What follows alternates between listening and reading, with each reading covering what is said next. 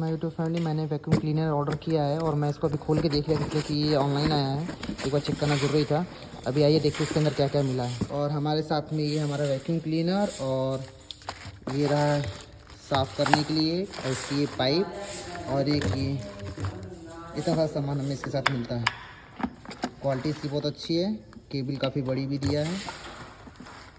और ये रहा इसके अंदर का सिस्टम, इसका फ़िल्टर, इसका डस्ट और बाकी कुछ सामान ये भी मिल गया हमें।